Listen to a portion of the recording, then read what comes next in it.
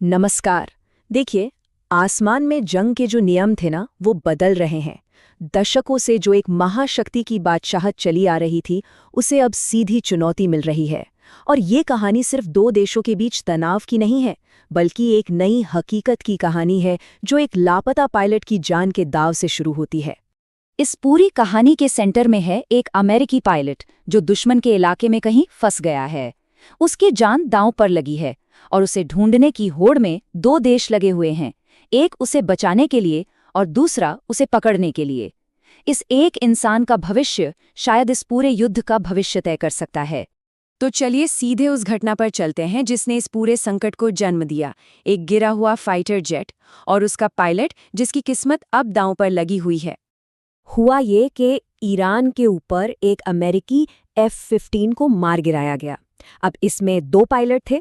एक को तो अमेरिकी सेना ने बड़े ही मुश्किल रेस्क्यू मिशन के बाद निकाल लिया, लेकिन दूसरा पायलट वो अभी भी लापता है और वो ईरान की जमीन पर कहीं है। तो अब जमीन पर एक जबरदस्त दौड़ शुरू हो चुकी है।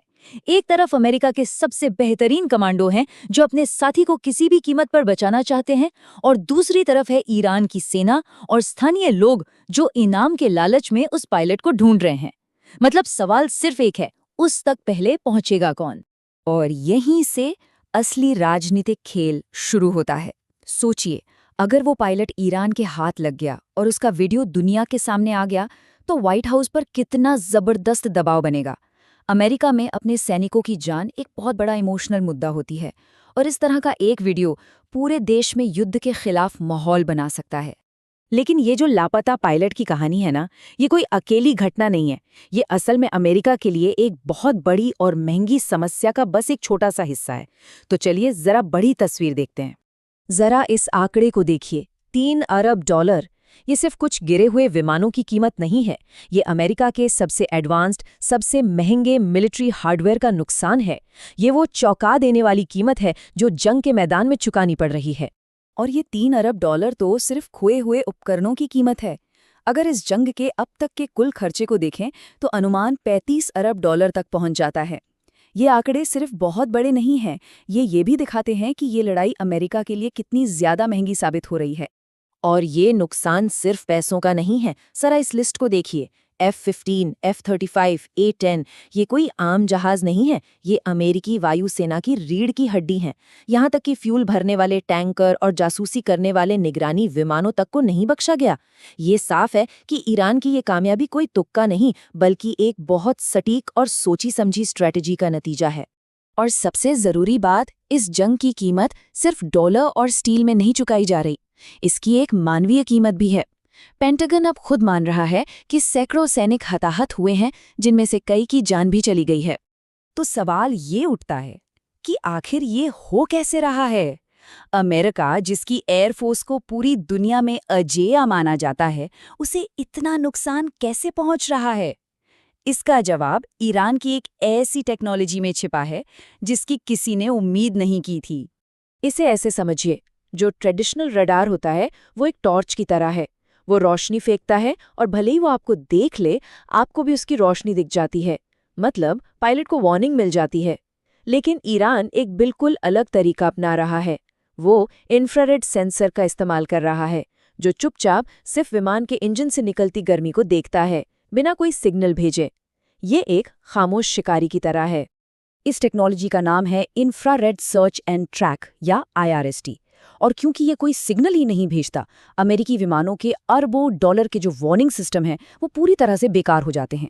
पायलटों को भनक तक नहीं लगती कि कोई उन्हें देख रहा है और वो दुश्मन के निशाने पर हैं। और यही बात सबसे ज्यादा डराने वाली है। अमेरिका की जो टेक्नोलॉजिकल सुपीरियॉरिटी है, उसका जो सबसे बड़ा हथियार है, वो यहाँ काम ही नहीं कर रहा। पायलटों को हमले का पता तब तक नहीं चलता जब तक मिसाइल आकर हिट नहीं कर जाती।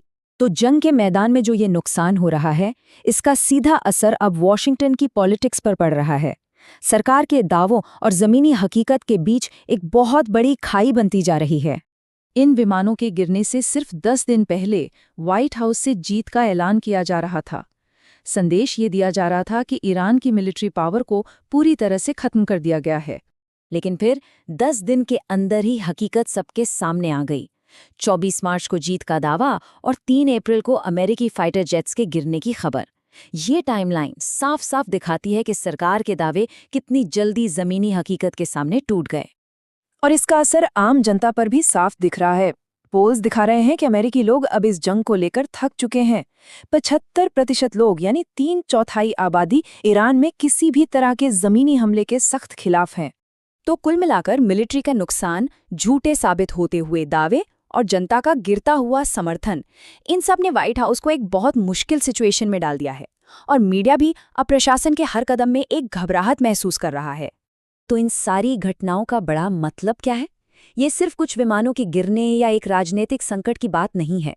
हम शायद मॉडर्न वॉरफेयर यानी आधुनिक युद्ध के एक नए अध्याय की शुरुआत देख रहे हैं। जो सबसे बड़ा सबक यहाँ से मिलता है वो ये है कि दशकों से जो अमेरिका का हवाई वर्चस्व था, जिसे कोई चुनौती नहीं दे सकता था, वो दौर अब खत्म होता दिख रहा है। ईरान ने इसे सीधे तौर पर चैलेंज किया है। ये एक फंडामेंटल शिफ्ट है। ईरान ने ये दिखाया है कि कम खर्चीली और चतुर रणनीति से भी बहुत बड़ी टेक्नोलॉजिकल पावर का मुकाबला किया जा सकता है। दुनिया भर के सैन्य एक्सपर्ट्स जो ईरान की एयरफोर्स को खत्म मान चुके थे, अब उसकी ताकत का फिर से आकलन करने पर मजबूर हो गए हैं। तो आखिर में सवाल ये उठता है, क्या ये सिर्फ एक अकेली लड़ाई है या ये भविष्य में होने वाले युद्धों की एक झलक है? एक ऐसा भविष्य जहां सबसे महंगी टेक्नोलॉजी भी एक चतुर दुश्मन के सामने घुटने टेक सकती है और जहां आसमान की बादशाहत हमेशा के लिए किसी एक देश की जागीर नहीं रहेगी।